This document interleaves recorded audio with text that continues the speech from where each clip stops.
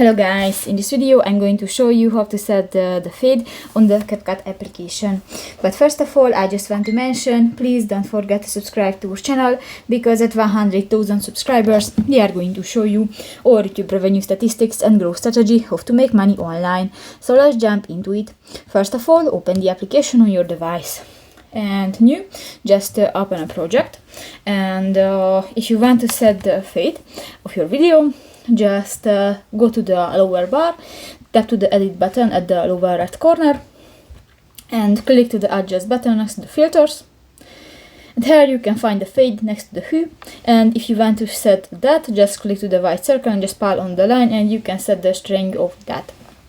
And if you finish, click to the OK button at the lower right corner of the screen. So that's pretty much it for this video, guys. See you in the next one. Bye bye.